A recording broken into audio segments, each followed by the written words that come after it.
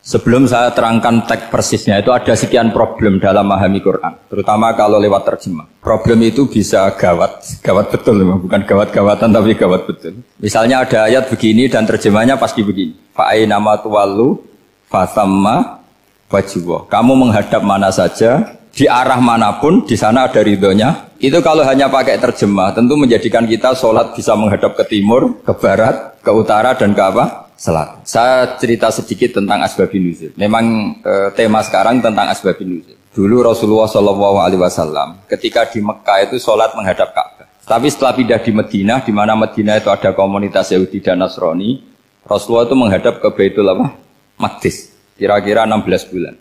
16 sampai 17 bulan. Semua riwayat itu kisarannya hanya 16 sampai berapa? 17 bulan. Sehingga orang Yahudi itu bilang begini, Muhammad ini baiklah, meskipun dia membawa agama baru, tapi kiblatnya masih ikut kita, masih baik kan. Setelah 16 bulan, Nabi diperintahkan Allah untuk menghadap ke Ka'bah. Fawal liwajhaka syatrul masjidil haram.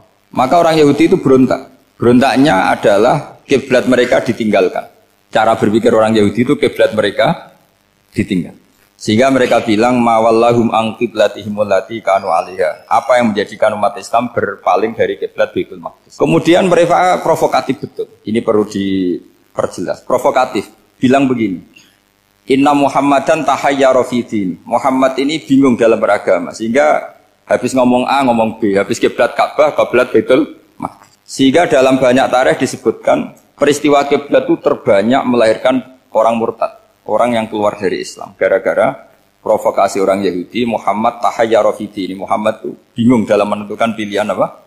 Beragama. Kemudian walhasil singkat cerita akhirnya Nabi itu madhep Ka'bah. Apa yang terjadi mukjizat itu adalah bahwa agama ini agama yang mewakili semua agama sebelumnya yang masih orisinil. Yaitu Nabi akhirnya berargumentasi Ka'bah adalah kiblat yang asli, yang lebih tua. Terus mereka tanya, buktinya apa? Dijawab oleh Quran, fihi ayatum bayyinatum maqamu apa? Ibrahim. Ka'bah bukti tertua adalah di situ ada makam Ibrahim. Makam itu jejak kaki. Ya kalau bahasa Indonesia makam itu kuburan. Kalau dalam bahasa Arab makam itu jejak apa? Jejak kaki. Sehingga diketahui oleh sejarah dibuktikan di situ ada jejak kaki siapa? Nabi Ibrahim. Sementara nisbatnya Baitul Maqdis itu adalah kepada Nabi Musa dan Nabi Harun. Yang ini adalah turunan dari Nabi siapa? Ibrahim. Hikmahnya apa? Begini, sebagai bukti bahwa Baitul Maqdis pernah menjadi poros Islam atau poros Tauhid, maka Nabi Muhammad pernah disuruh menghadap ke Baitul Maqdis. Buat inget-ingetan kalau ini pernah menjadi poros apa? Tahu. Tapi tetap tua-tuaan masih tua apa? Nah, kenapa tua Ka'bah tadi? Karena Ibrahim adalah Abul Anbiya, bapak dari para.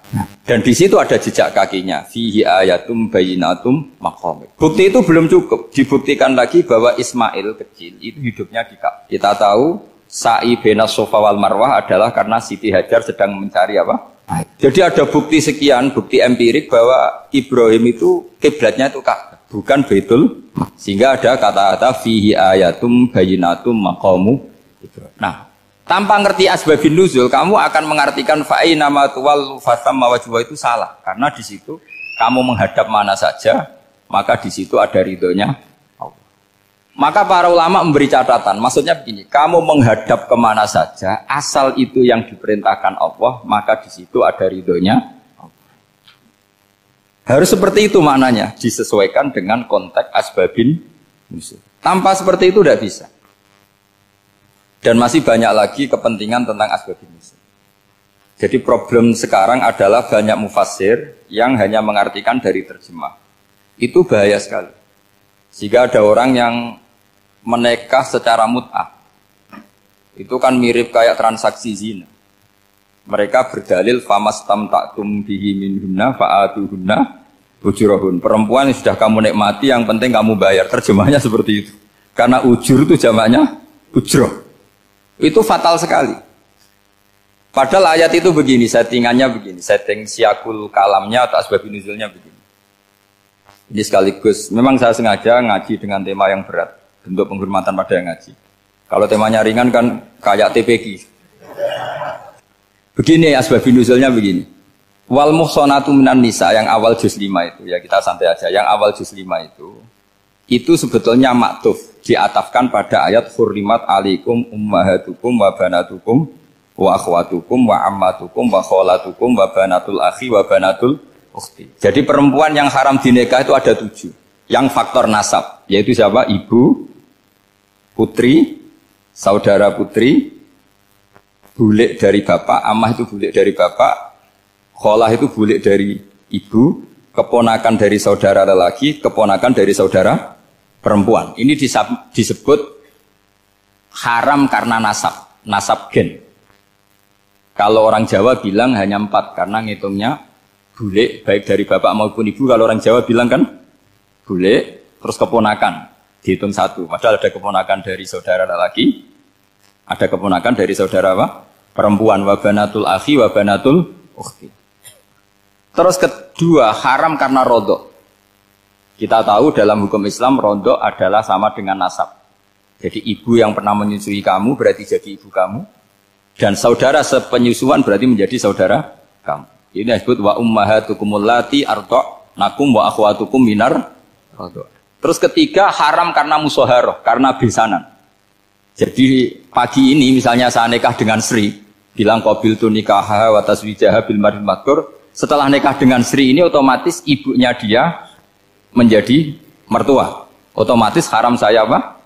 Nikah. Ini namanya haram karena musoharoh. Atau kamu punya anak Zaid. Zaid pagi ini akad dengan Sri. Berarti Sri adalah menantu Anda. Otomatis haram bagi Anda. Itu namanya haram karena musoharoh, karena bisanan. Itu yang disebut waroba haram-haram itu kan seterusnya itu wa ummahatu nisaikum. Ibu dari istri-istri kamu. Memang ini agak jelimet, tapi memang syaratnya mufassir harus biasa jelimet. Jangan hanya nyari partai, ayat-ayat untuk kepentingan partai. Wah itu ngeri. Kacau, Quran dipakai kampanye. Terus, itu berarti sudah 3 kan? Haram karena nasab, karena rodok, haram karena musoh. Terus yang keempat ini, haram yang bukan karena sebab pada seorang perempuan, tapi karena istri orang. Disebut wal muhsanatu minan nisa. Haram menikahi perempuan yang masih milik orang lain. Nah, orang lain yang menikahi ini, istilahnya Allah adalah lelaki yang menikahi perempuan ini adalah lelaki sing muhsinina ghairu musafihin, secara nikah yang sah. Nah, nikah yang sah itu begini dalam hukum fikih Islam. Saya nikah dengan Sri, kalau hanya akad itu saya wajib bayar mahar hanya separuh. Jadi kalau saya janji bayar 1 miliar, berarti wajib bayar berapa? 500 juta. Kalau janjinya 100 juta, hanya bayar 50 juta. Itu yang wajib bil akdi. Nanti wajib sepenuhnya nunggu bil jima. Kalau sudah hubungan intim, baru wajib 100%. Jadi kalau ada di Jawa, nikah dengan seperangkat alat sholat, itu yang atasannya tok, itu wajib karena akad. Nanti bawahnya nunggu setelah hubungan apa? Intim. Loh, ini hukum Quran, bukan hukum saya. Makanya kan wa in talaqtumuhunna min qabli an tamassuhunna, saat terus fanis huma faradtum. Hanya wajib bayar setengah. Nah, perempuan yang sudah diajak hubungan intim itu kata Allah fa'atuhunna ujurahun, maka wajib kamu bayar penuh. Jadi ayat itu tentang perempuan yang sudah dinikah, kita harus bayar berapa? Harus bayar penuh. Ini penting saya utarakan. Nah, problem kita sebagai orang Indonesia, ini juga problem Pak On, problem semua kiai. Mahar di Indonesia itu nggak bisa dibahas di Quran. Karena keterlaluan, kecilnya itu keterlaluan. Saya ini kan kiai, sering ngakatkan tuh sampai bosan, seperangkat alat sholat itu ngawur sekali. Ini mbak-mbak harus nggak mau gitu. Saya provokasi minimal itu ya berapa? 100 juta berapa? Pantasnya berapa? Pantasnya berapa? 10 gram itu berapa nilainya? Kan 1 gram 500.000, baru 5. Ya sudah mendingan itu 10 gram. Quran itu bayangannya gini, sambil latihan, yang hafal-hafal biar latihan. Jangan dapat beasiswa karena hafal tapi nggak jelas juntrungannya. Quran itu bayangannya gini, ini nggak mungkin Quran ini bisa dibaca di Jawa. Wa in aradtum istibdala zawji makana zawji wa ataitum ihdahunna qintaran fala ta'khudhu minhu syai'a. Jika kamu nikah sama seorang perempuan, kemudian kamu cerai, maka mahar yang sudah kamu berikan jangan ambil lagi. Karena mahar di Arab itu mahal 100 juta, kadang mobil Alphard, kadang GMC. Sehingga setelah menceraikan tuh kebayang menarik. Kok enak dulu saya memberikan itu kan dapat servisnya. Sekarang sudah saya cerai, saya tarik. Kalau mahar di Indonesia kan seperangkat alat sholat. Jadi gak kebayang ada kalimat fala ta'khudhu minhu saya jangan ambil lagi. Kebayang ngambil aja enggak? Apalagi kalau nikahnya sudah 2 tahun kan sudah lusuh, sudah. Tapi kalau di Arab itu kebayang karena mahal. Makanya orang Arab suka nikah orang Indonesia karena murah. Jadi bahasa kintoron tuh harta yang enggak ternilai. Wa ataitum ihdahunna kintoron. Kok yang enggak ternilai? Mahal betul. Itu pernah saya hitung, ada yang mahar itu 400 juta. Ya sekira segitu. Nah, makanya setelah dicerai Allah memperingatkan setelah kamu kasihkan ya jangan minta lagi. Kenapa kepikiran minta? Karena jumlahnya besar. Kalau di Indonesia kepikiran nggak minta, ya? Nggak kepikiran, saking kecilnya. Seperangkat alat sholat, kadang 1 juta. 1 juta itu setelah hubungan intim. Sebelumnya yang wajib hanya 500. Itu kan nggak kebayang. Makanya susah ngartikan Quran di Indonesia kadang susah, karena kadang terlalu. Itu pernah Sayyidina Umar radhiyallahu anhu pernah bilang begini. Wahai para perempuan, mahar itu jangan mahal-mahal. Kasihan para lelaki. Itu ada perempuan alimah ya, orangnya alim betul. Meskipun nggak pernah sekolah di UI, tapi alim itu. Itu usul langsung gini, ya Amirul Mukminin, laisa dzalika laka ya Amirul Mukminin. Waqad qala ta'ala wa ataitum ihdahunna qintaran. Kamu hanya seorang Amirul Mukminin, tidak berhak bikin aturan pembatasan mahar. Allah saja tidak batasi. Kenapa kamu batasi? Sehingga dulu yang namanya nikahnya Sulaiman Agung atau Jamaluddin siapa Ratu Agung, kalau hadiah ya sampai tas mahal itu. Ini kan dari bahasa Arab mumtaz mahal. Mumtaz itu istimewa, mahal itu tempat. Dia punya istri yang sangat dicintai, dikasih hadiah mumtaz mahal. Terus ilat Jawa jadi apa? Tas mahal. Itu sama Mujid Ulil Albab kalah. Itu kalau cerai kan kepikiran minta lagi. Dikasihkan yang baru. Tapi kalau di Indonesia tidak mungkin karena apa tadi? Seperangkat alat sholat. Begitu nyari yang murah lagi. Yang bagus kitanya, bungkusnya yang bagus. Nah, maka nggak mungkin kita maknani Quran tanpa mengenal yang bernama asbabin. Karena makna ayat itu bisa kacau kalau kita tidak tahu asbabin. Yaitu kayak tadi makna fa'ina ma tuwallu fasamma wajhu. Itu maknanya kan kamu menghadap mana saja, boleh saja di sana ada ridhonya Allah. Berarti kan bisa ke timur, ke selatan, ke utara, ke barat. Itu bahaya betul. Sehingga kata ulama harus mengkaji asbabin supaya porsi ayat ini sampai semana jauhnya itu kita tahu. Tanpa tahu itu tidak bisa. Begitu juga menyangkut kiblat.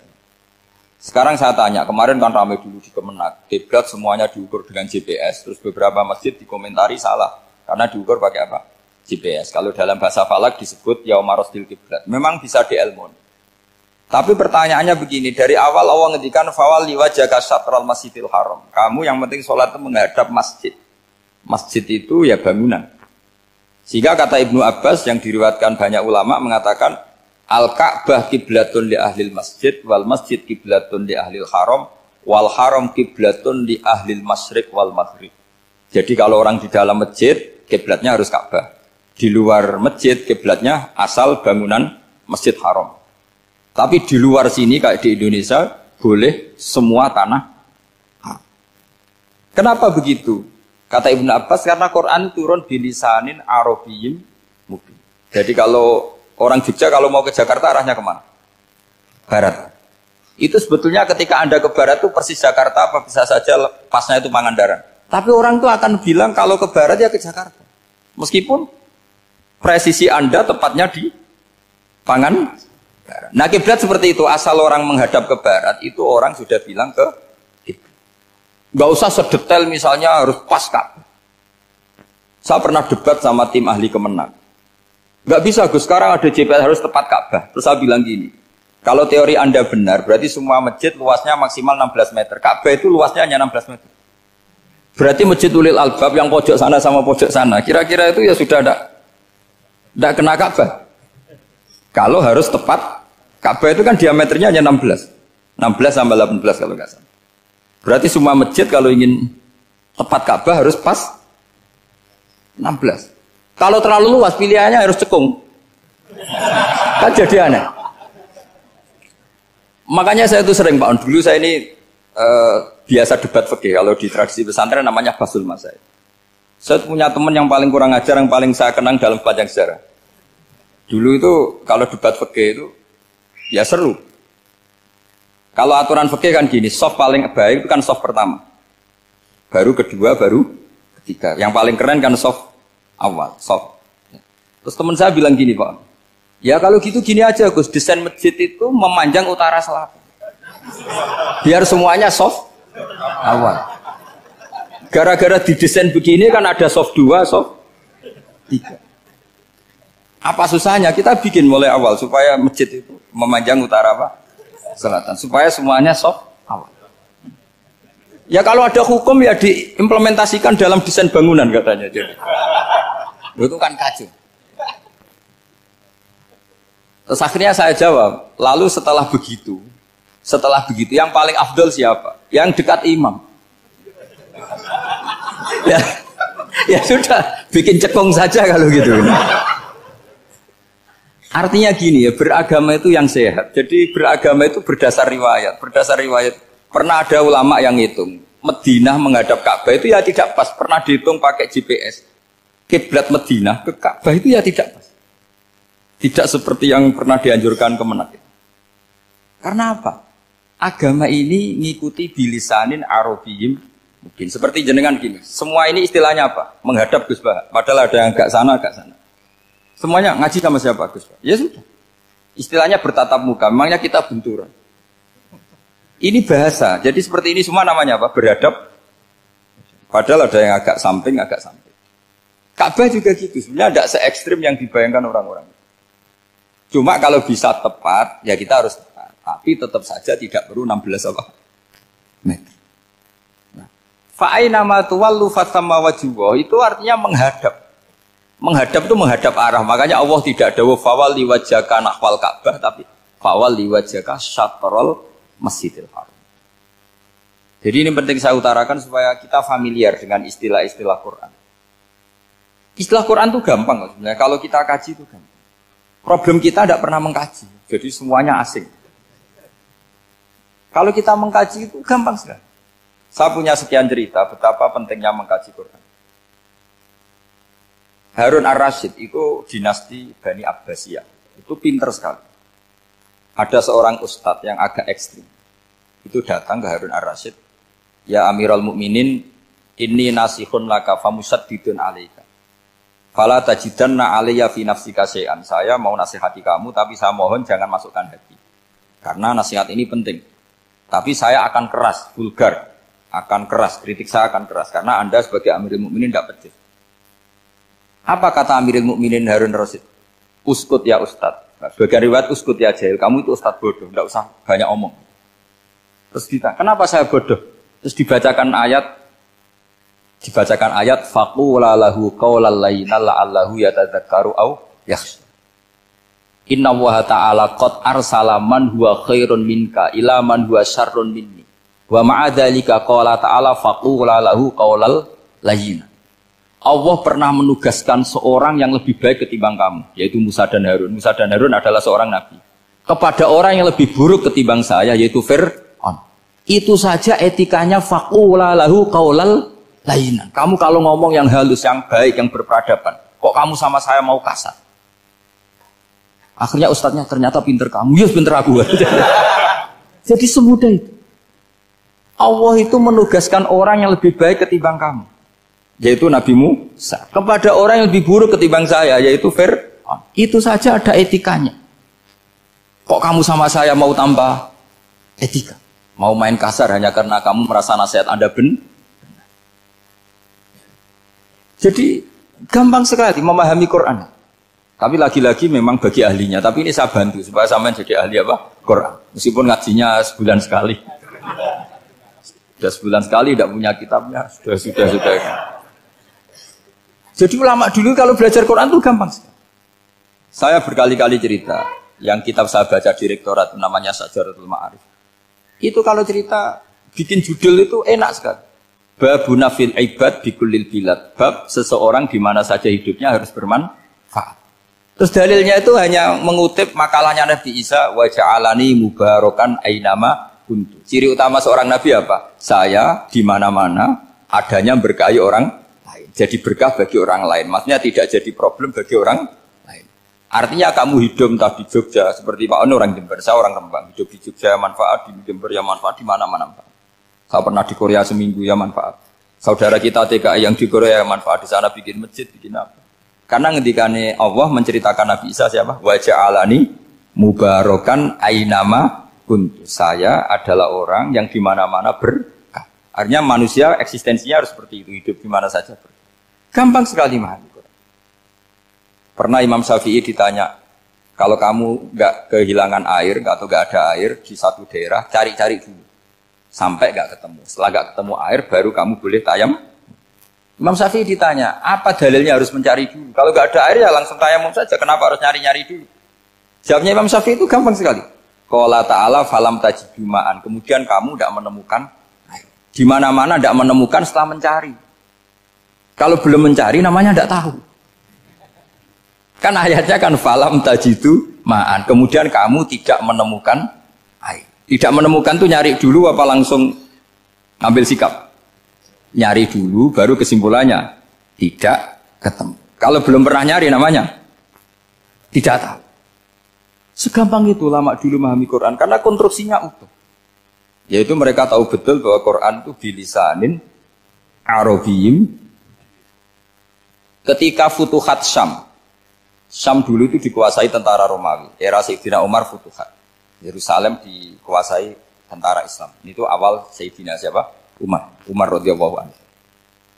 Ketika Futuhat mau ada pesta besar-besaran.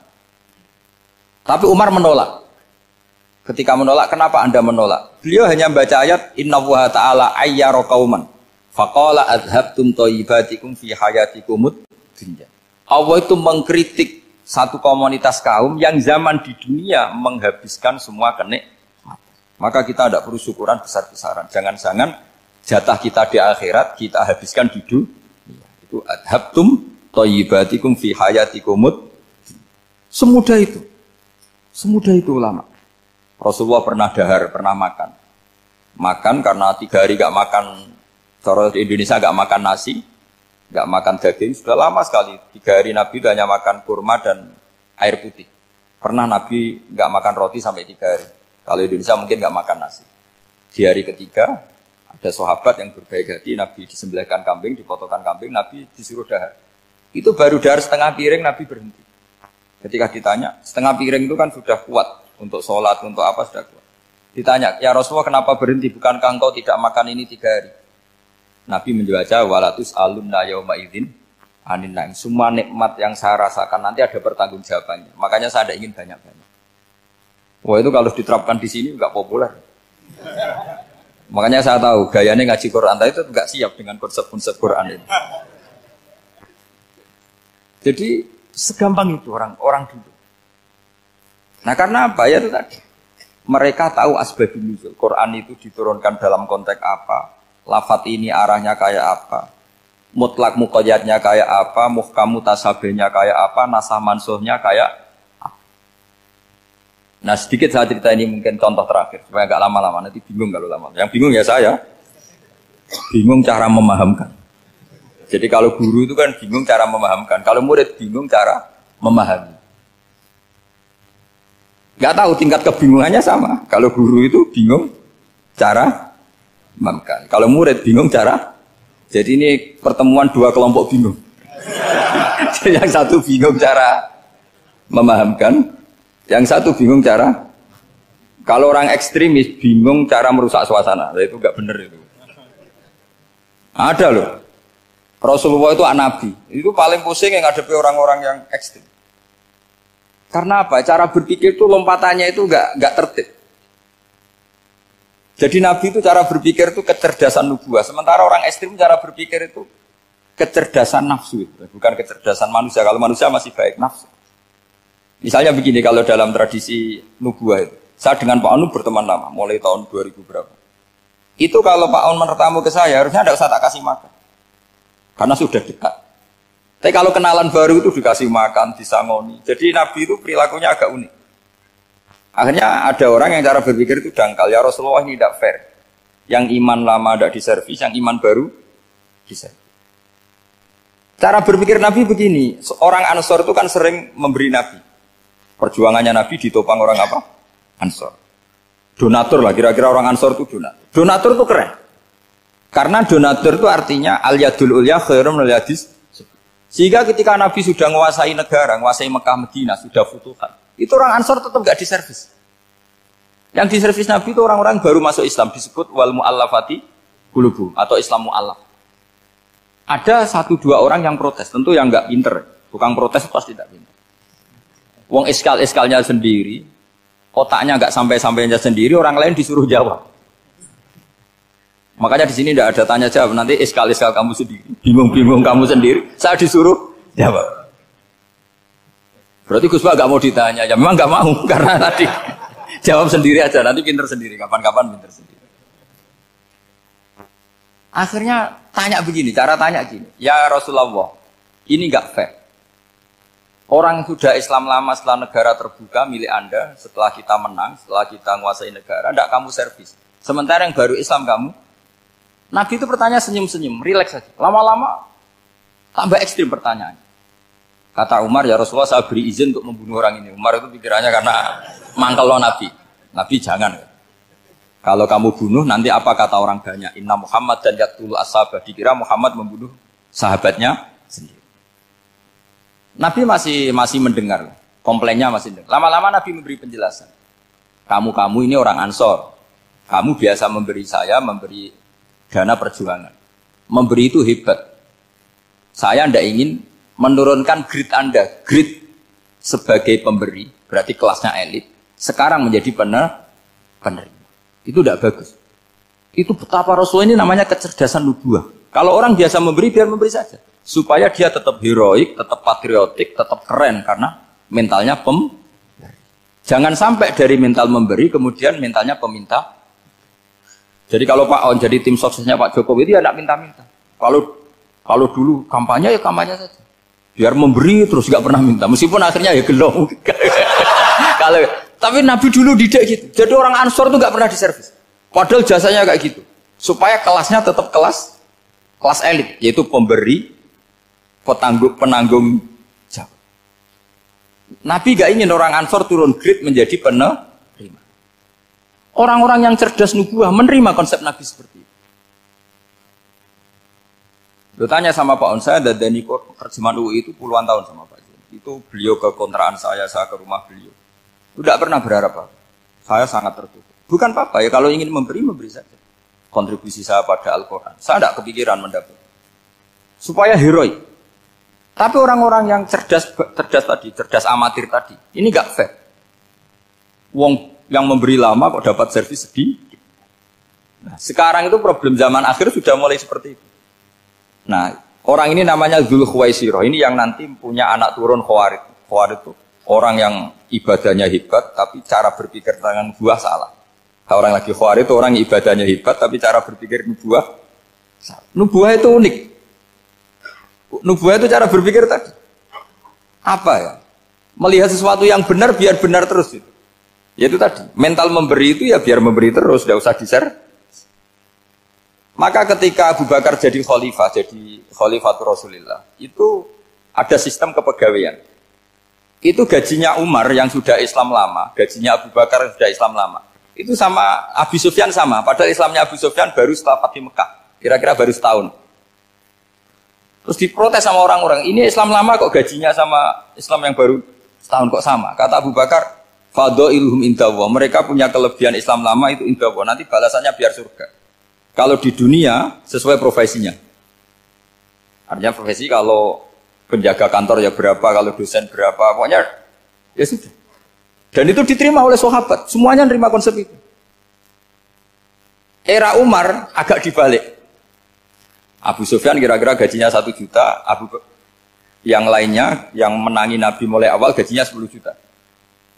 Ditanya, ya Umar, kenapa ini jadi rubah seperti kebijakan Abu Bakar, tidak seperti Abu Bakar? Jawabnya Umar lucu. Fa wa la usawwi baina man qatala Rasulullah wa baina man qatala ma'a Rasulillah. Demi Allah saya tidak akan pernah menyamakan orang yang dulu merangi Rasulullah yaitu Abu Sufyan dengan orang sing selawase dari Rasulullah yaitu Sayyidina Ali dan sebagainya. Ini penting. Artinya ketika gajinya orang saya seperti Ali radhiyallahu anhu itu tinggi itu bukan karena lamanya Islam, tapi karena lamanya iman. Jadi mulai dulu ijtihad itu ada dan dulu dia biasa saja. Karena tadi ada kecerdasan nubuwah. Saya ulang lagi, ada kecerdasan apa? Sekarang itu kecerdasan tomak atau kecerdasan nafsu. Itu kalau sampai ngaji kitab tasawuf, itu bab bakhil itu tidak ada. Menurut kitab tasawuf, medit itu tidak ada, kikir itu tidak ada. Yang ada itu tomak. Tomak itu berharap dikasih orang lain. Sampai pernah nggak bilang kalau artis-artis di Jakarta kikir? Tidak pernah kan? Karena kamu tidak pernah ingin diberi. Tapi kalau kamu punya pacar karena kenal tidak pernah ditraktir, oh pacar saya kikir. Karena kamu ingin diberi. Pernah nggak kamu ngukumi orang lain kikir yang nggak kenal? Padahal tidak pernah memberi kamu. Apa? Karena kamu tidak pernah ini. Coba sekarang kamu saya tanya, ini latihan cerdas. Definisi kikir itu apa tuh Pak? Nggak pernah memberi kamu kan? Artis-artis Jakarta, tokoh-tokoh nasional pernah nggak memberi kamu? Enggak kan? Tapi tidak pernah kamu vonis kikir karena kamu tidak pernah tomak. Tapi pacar kamu, kok amin ditraktir terus? Atau istri kamu, atau mertua kamu, kok tidak ngasih warisan, kamu bilang kikir gak? Sebabnya kikir betul apa karena kamu tomak, berharap? Tomak. Maka di kitab tasawuf itu gak ada bab kikir, yang ada bab tomak. Karena asal usul menvonis orang kikir itu karena tamak. Maka jangan banyak kenal orang, nanti banyak hukum kamu. Sombong juga gitu, di tasawuf itu gak ada bab sombong. Karena orang hukumi orang lain sombong itu karena kamu ingin dihormati. Ada orang gak kenal, terus lewat saja gak tanya kamu bilang sombong enggak kan? Tapi kalau kenal, oh sombong betul, kenal gak tanya kan gitu. Jadi tasawuf itu sisi unik dari khazanah Islam. Makanya di tasawuf itu gak ada kritik terhadap kikir. Ya tentu kikir itu buruk, pasti ya kikir itu buruk. Tapi gak perlu dikritik, jangan-jangan yang salah kamu. Mau kenal Pak On di PPAI terus ingin jadi sekretarisnya, terus ingin kenal Pak Jokowi ingin jadi menterinya, nanti kenal rektor ingin jadi pegawainya. Ketika gak diturutin bilang Pak Rektor kikir. Tapi orang lain ya Kak pernah berharap, mungkin gak menvonis Pak Rektor atau Pak On ini kikir, enggak kan? Berarti vonis kikir itu status orang itu apa gak kesampaian niat kamu? Memang agak jelimet ilmu tasawuf itu, tapi itu unik, itu bagian dari khazanah apa? Islam. Makanya Rasulullah itu sering isti'adah minta perlindungan wa min toma'in fi ghairi matma'in. Ya Allah, saya tidak ingin berkeinginan yang tidak layak. Karena semua dunia ini dimulai dari keinginan. Coba kamu protes negara itu karena apa? Ingin makmur, sejahtera tanpa kerja sehingga nyalakan menteri keuangan, menteri ini itu. Makanya kalau guyonannya ulama tasawuf begini, tak beri bocoran. Guyonannya orang tasawuf. Begini guyonannya. Anta lam tajid min nafsika kullama turid. Fakaifa turidu min ghairika kullama turid. Kamu yang punya keinginan saja tidak bisa memenuhi apa yang kamu inginkan. Kenapa keinginan itu kamu timpakan ke orang lain untuk memenuhi kamu? Wong kamu yang punya keinginan saja tidak bisa mewujudkan. Kenapa keinginan Anda kamu timpakan, bebankan orang lain untuk memenuhi keinginan Anda? Misalnya kamu, Gus saya ini goblok, tolong pinterkan. Wong kamu yang ini saja tidak bisa. Kok menyuruh saya? Jadi kalau tiap tasawuf itu unik. Seperti kamu mencintai istri tulen, itu ingin kan dicintai istri tulen. Kamu sendiri kan nggak bisa cinta tulen, masih pelengahan sana sini. Kamu pacaran, ingin pacar kamu setia. Ternyata kamu bikin sekian alternatif. Kalau putus ini punya ini, putus ini. Tapi kamu ingin ini setia, kan nggak fair. Makanya guyonanya orang tasawuf itu, anta lam tajid min nafsika kullama turid, fakaifa turidu min ghairika kullama turid. Gampang tuh apalane, pokoknya ratrit gitu aja gampang. Jadi kamu yang punya keinginan saja tidak bisa memenuhi. Kok orang lain disuruh memenuhi. Sehingga orang tasawuf itu malu betul. Misalnya saya kok ingin Pak On takdim sama saya itu kurang pegawaian. Kalau saya ingin ditakdimi saya menakdimi diri saya sendiri. Makanya berbahagialah orang yang ngilu terus saya ganteng sendiri ya Allah. Saya kaya sendiri. Menunggu orang lain bilang kamu kaya itu repot. Menunggu orang lain bilang kamu hebat itu, ya sudah bilang aja ya Allah saya hebat, ya Allah saya ganteng, ya Allah saya cantik. Daripada menunggu orang lain bilang apa? Cantik. Jadi ilmu tasawuf itu unik. Jadi kalau fikih itu yang dikritik itu kikir. Kalau tasawuf enggak toma. Karena orang yang kamu vonis kikir itu jangan-jangan tidak kikir tapi mementingkan yang lebih penting. Misalnya ada teman yang tidak pernah naktir kamu, ternyata punya ibu sakit, uangnya dianggarkan untuk ibunya yang sakit, atau anaknya sekolah, atau keluarganya masih butuh dia, ya, sehingga sama teman dia kikir. Hakikatnya kikir apa mementingkan yang penting? Tapi kamu karena nggak pernah ditraktir menvonis kikir. Nah, ini pelajaran. Jadi makanya yang dianteni ilmu tasawuf itu tamak itu kalau dalam bahasa Indonesia, bukan kikir. Karena vonis kikir itu akan disematkan orang yang tidak kesampaian hajatnya. Makanya bapak saya itu, keluarga kiai itu ajarannya itu. Yang penting jangan berharap dari orang lain. Ini Pak On saksinya, saya dulu benahin terjemah itu nggak pernah ingin diperlakukan seperti ini. Yang ngaji aja. Karena pikirannya keluarga kiai itu sederhana. Kalau ngamal ya ngamal saja. Ngamal itu heroik. Makanya buyut-buyut kita semua ini kan pahlawan semua. Membela negara Indonesia jadi merdeka. Ya nggak pernah kebayang jadi presiden, menteri. Tapi sekarang nggak, ngamal sedikit saja harus jadi menteri. Jadi ini bahaya kalau dalam kelangsungan bernegara. Karena orang biasa transaksional. Awal negara ini dibangun berdasar heroik, bukan berdasar apa? Transaksional. Tapi sekarang orang akan membiasakan itu. Apa-apa itu transaksional. Ini tidak bagus untuk kelangsungan bernegara. Apalagi kelangsungan beragama. Sehingga seperti saya ini masih punya desa-desa binaan di Sragen, di pedalaman Papua sekalipun. Saya punya santri banyak di Papua. Itu kalau cerita itu unik-unik. Itu mau Jumatan, itu nggak ada orang 40. Sudah datang setengah 12. Itu datangnya 3 jam. Di situ mau ketemu santri 3. Semua, karena ya akhirnya mereka tanya gini, Pak. Pertanyaannya itu lucu. Gus, boleh nggak Jumatan orang 3?